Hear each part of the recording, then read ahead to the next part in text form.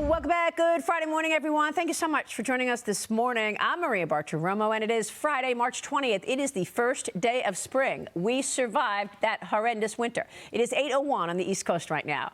The White House is signaling that it is not backing down from the DOJ probe into Federal Reserve Chairman Jay Powell, potentially complicating Kevin Warsh's path to the top job in a short-term period. President Trump defending the investigation into comments that Powell made surrounding the billion-dollar-plus Fed headquarters expansion. North Carolina Senator Tom Tillis claims that he's vowing to hold up Warsh's nomination process until the probe is dropped. Meanwhile, Jay Powell made clear yesterday that he will remain at the Fed until his successor is confirmed by the Senate and that the investigation into him is over, something I've been reporting would happen all week long. Here's the chairman yesterday, Wednesday. Watch. I have no intention of leaving the board until the investigation is well and truly over, with transparency and finality. Well, there you go. Joining me now is the Federal Reserve Vice Chairman for Supervision, Michelle Bowman. She's at the center of all the battles at the Fed right now, when to cut rates and, of course, how far to go on bank regulation.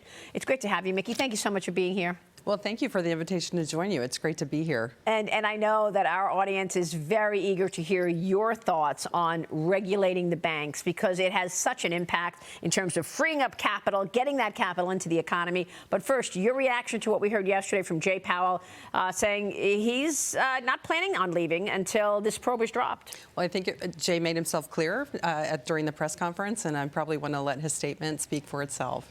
Yeah, but you know what I was surprised at? I mean, we heard from the Bank of England yesterday or this week as well, and the Bank of England was very specific in terms of what this Iran war will mean for the economy. Jay Powell didn't give us anything about that. Can you give us any sense in terms of what this Iran war is doing to the U.S. economy right now? Well, I think it's too early to tell what the longer-term imprint will be on the U.S. Economic activity and how we should think about that in terms of our longer-term economic forecast and how we should think about that in terms of our FOMC meetings and any rate changes that we might make as a result of economic evolution going forward. All right. I mean, I'm totally expecting that the price of oil is going to show up in the earnings releases in the next couple of quarters, but we'll get into that later. Let's talk about what you're doing, because I know that so many people are eager to hear. You have unveiled proposals to ease capital rules for the major banks, a major win for a number of companies and for the economy and growth, if you're talking about growth priorities. Give us your ultimate goals. Is this about freeing up capital, getting more funding into the U.S. economy? What is this about? Well, Maria, really it's about modernizing the bank regulatory framework. When I became the vice chair last June, this was one of the major things on my agenda, which was to modernize our capital framework. We had the leftover resolution of the 2017 Basel agreement that we had not yet implemented, and we have 4 pillars of capital. We've introduced 2 proposals already. The last 2 we just passed with broad agreement with our board yesterday. So we're excited to be able to actually calibrate the risk weightings for different activities that the banks engage in to support the U.S. economy. So it's credit cards, it's small businesses, it's consumer lending, and it's businesses and mortgages. So we want to make sure that banks actually can engage in those activities without being disincentivized based on regulatory constraints. Yeah, I'm glad you mentioned that, because when people think about this, oftentimes we look at the headlines, oh, you know, easing banking rules, but you just went through the list that affects so many corners of our economy, small business, credit cards, and that is what the key is to actually unlocking the capital. Because if you've got these huge capital rules that you've got to hold, what? I mean, your predecessor was like anything from the teens to 40% of capital being held. If you're holding all that capital, then that's less capital that you're going to lend to people and to institutions, right? That's exactly right. So our approach was to look from the bottoms up, from each component of that Basel agreement, and make sure that we were not disincentivizing banks from engaging in activities that can support the economy. So this is basics. Like I mentioned, it's the lending, it's relationship lending. What we've seen over the years since these rules were put in place after Dodd-Frank, we've seen a lot of business that's traditional banking activity exit into the non-bank space. And this is one way for us to recalibrate that to encourage banks to get back into those traditional banking activities. Now, I mean, we had a real, if you want to talk about stress tests, we had a real stress test during COVID. We did. Was there a harder stress test that we could actually see the strength and the safety of the banks than COVID? I mean, maybe the 2006 and 2007 global financial crisis, which we also lived through, the two of us. But tell us about that. What did COVID teach us about the banks, and where are the banks today in terms of that capital safety? So banks actually performed very well during COVID, and we did several stress tests, even off-cycle stress tests, to ensure that the banks were performing appropriately and in a strong way to be able to support the economy. The reason that we revisited the stress test now is because what we recognize is that there are capital charges that result from the findings of the stress capital buffer, but they aren't going through the regular process for a rule that would be required if we're increasing requirements, capital requirements in particular. So we're using the APA system to allow us to get notice and comment, to be more transparent about the expectations, and then understanding what the outcomes will be based on the performance of a bank throughout those stress tests. So we should point out, Mickey, that this is in your blood. You grew up in the banking industry. Was it your father or your grandfather who started a small bank? I'm actually the fifth generation of my family. The bank was founded in 1882 in our little community of Council Grove, Kansas. Isn't that wonderful? Farmers and Drovers Bank. Yeah, it was. I came to banking late in life. I had a career before that, but returned home when my father got sick and got to work with him for almost 10 years. Oh my God, how beautiful that must have been to work with your father. But I wanted to mention that because you know community banks better than anybody. And so the community banks end of this is really important as well, because you've got people who they rely on these community banks and they don't have access to the JP Morgans and the Bank of Americas of the world. Let's go through your three proposals. New implementation of Basel, the GSIB surcharge reform, and that means the globally systemically important banks. We call it GSIB. And then the standardized approach to risk-weighted assets. Walk us through this and tell us why these are important proposals. So the Basel III agreement really just implements the agreement that was made in 2017 globally with the Basel Committee. We're the last jurisdiction to actually implement our new framework to comply with that. What we wanted to make sure we did was to ensure that we were taking approaches that were appropriate for U.S. banks and the unique laws and characteristics of the U.S. banking system. So we want to make sure there's a level playing field, but we don't want to give our banks a disadvantage in the global marketplace. So that part of the proposal only applies to the GSIB banks, which are the 8 largest in the country. The next level is the GSIB surcharge. It's just a surcharge on top of those GSIBs that was put in place in, I believe it was in Dodd-Frank, and it hasn't been adjusted since it was put in place in 2015. So those requirements have just grown over time, and we're trying to make sure that they're indexed and appropriately sized for the increases that may happen going forward. The other is a more appropriate capital treatment for regular lending activities for banks that are smaller than GSIBs. And that goes down all the way to smaller banks if they don't opt into our community bank leverage ratio, which allows banks to opt out of the risk-based capital framework to engage in different lending activities in a less complex way. So we believe that this is a better approach. It'll get banks back into those activities that were pushed out of the regulatory perimeter with the approach after the financial crisis in the aughts. You're making so many important points, and I've got to go back and talk about a few of them. First of all, when you're talking about the largest banks and then the smaller community banks, anyone could understand that, of course, it should not be the same brushstroke.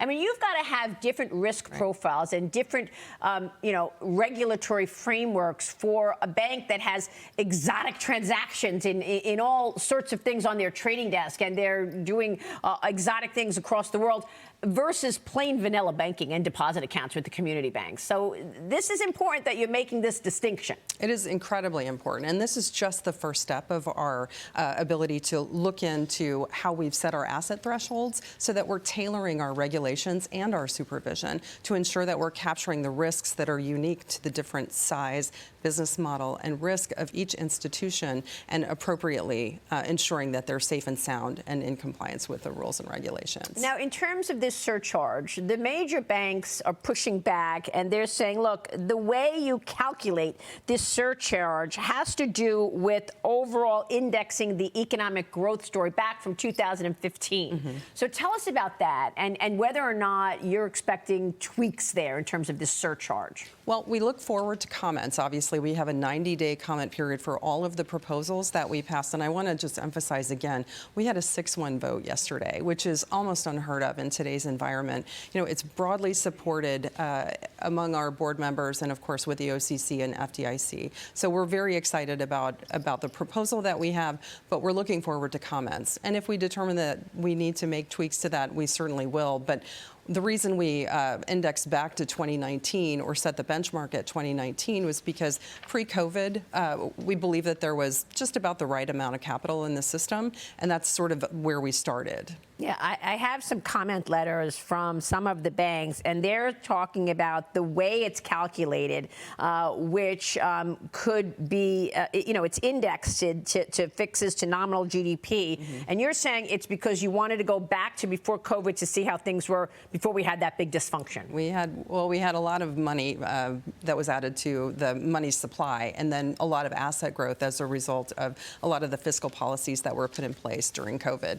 So we think moving back to that and then benchmarking from there with an index to nominal GDP will allow us to better capture the appropriate level of capital for the system. You know, I'll never forget during your predecessor's time with all of those rules and regulations that Michael Barr wanted to put in place, people felt like they were getting strangled with regulations, particularly as it related to climate change and putting new rules in place for ESG things. And so this is completely different.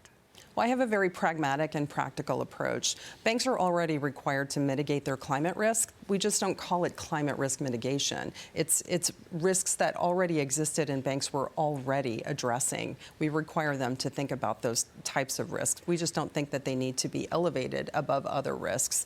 We also need to recognize that we had miscalibrated after the financial crisis to ensure that we are appropriately allowing those activities to maintain or to be retained in the banking system.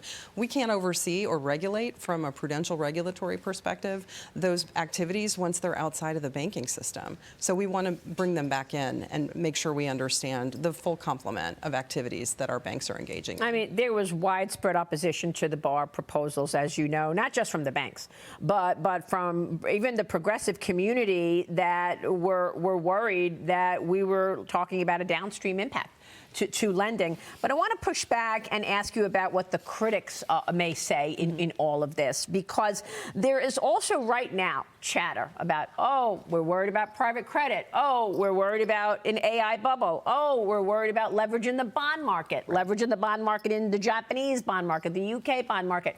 Where, in your view today, is the biggest risk in terms of potential dysfunction?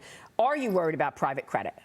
Well, these are things that we look at very closely, and we have a supervisory program right now making sure that we understand the dynamics of private credit within the banking system and the banks that we oversee. So we look at each one of these risks, and we make sure that our supervisors are focused on the details and understanding how our banks are engaged in those kinds of activities. So yes, we're broadly attuned to and aware of all of the risks, especially private credit and leverage lending and other areas as well. But there's cyber risks that go beyond just those types of risks that could reveal themselves much sooner than something in private credit or leverage lending. So we have to be sort of specialists across the broad spectrum of all of the risks that can face or impact the banking industry. Of course, we're counting on you to do that, by the way, individuals as well as businesses.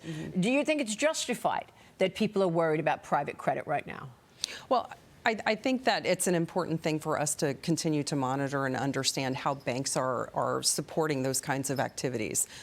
At this point, we're just monitoring and making sure we understand how things are evolving. Okay, so in terms of this AI spending that we've been seeing, I mean, the hyperscalers obviously are one thing. They're spending money and they've got the money to spend. But then there are other companies that are borrowing money to build data centers and borrowing money to build out their AI dreams. Are you worried about that?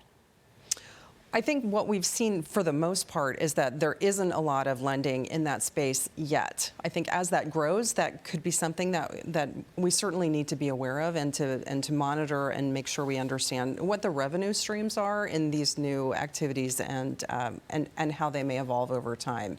But certainly these are things that we're watching. What can you tell us about the leverage in the bond markets, particularly in Japan and the UK? Well, I don't want to comment on the foreign bond markets, so I might just... What about our bond market? Because it is all connected. Well, you know, these are things that we think are important to understand how the dynamics are interacting, but we continue to watch them. Is there anything that the Federal Reserve needs to be doing in terms of too much leverage in the U.S. bond market? You know, I think we continue to watch it, and I'm not sure at this point that we understand what might be an appropriate approach, or we don't have an approach that we're... And in terms of the borrowing, I mean, the worry there in the AI story is that some of the smaller banks will be left holding the bag. Will they be? I mean, look what happened in San Francisco when we saw, you know, it just happened that all of a sudden we see those banks go down in San Francisco, and it sort of came at us, and we weren't expecting that.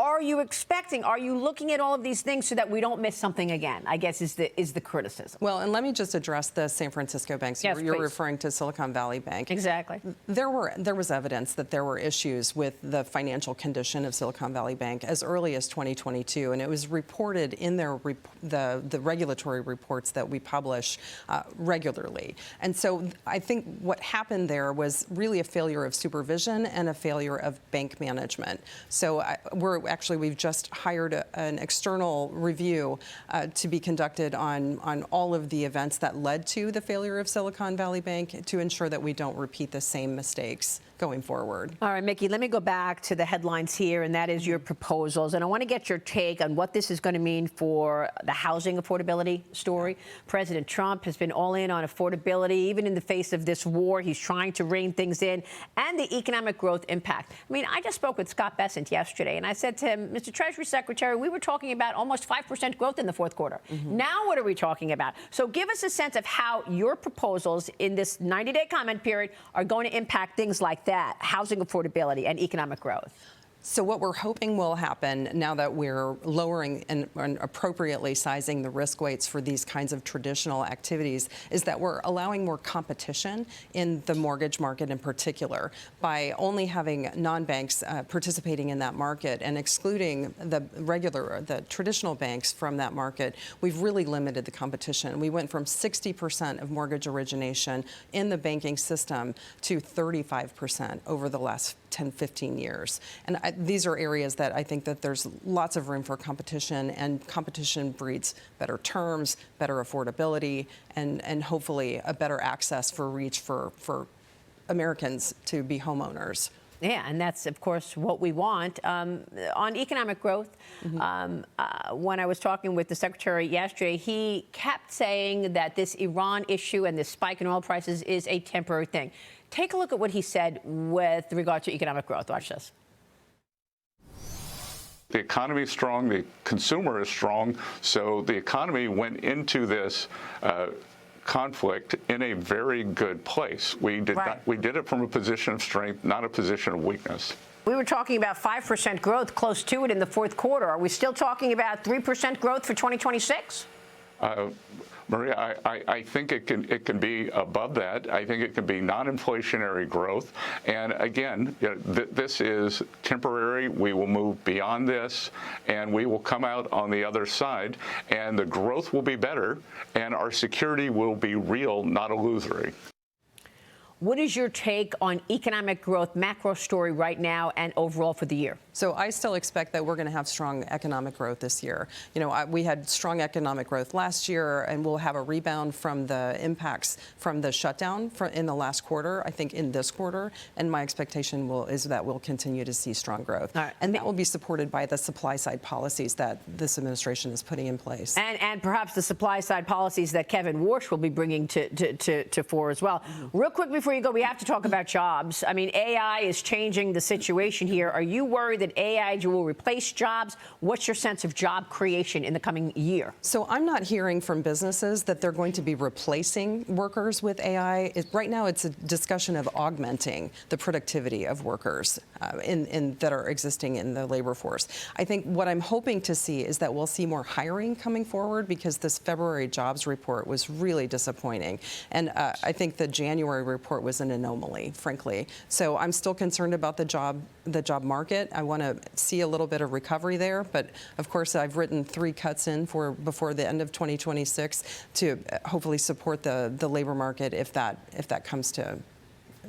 So you still expect perhaps 2 to 3 cuts? You want 3 cuts? No, I've written in 3 cuts. So, and it's the same as last year. So before the end of the year, a lot can happen. It's too soon to tell what the impacts of Iran and the conflict may be, but I do expect that we'll start to see some of the supply side policies working their way through the economy, as well as the 75 basis points of cuts that we put in place last year. Are you expecting Kevin Warsh to be the next chairman after May 15th? Well, he's been nominated, so we'll cross our fingers that he makes his way through the nomination process, and I look forward to working with him. His policies will have a big impact, do you think? Will they be very different than Jay Powell? I think his leadership will certainly have a strong effect on the direction of the FOMC, and I look forward to working with him. Mickey, it's been a great conversation. We so appreciate your time. Thank you, Maria. Thank you so much. Mickey Bowman here from the Federal Reserve, and we'll be right back.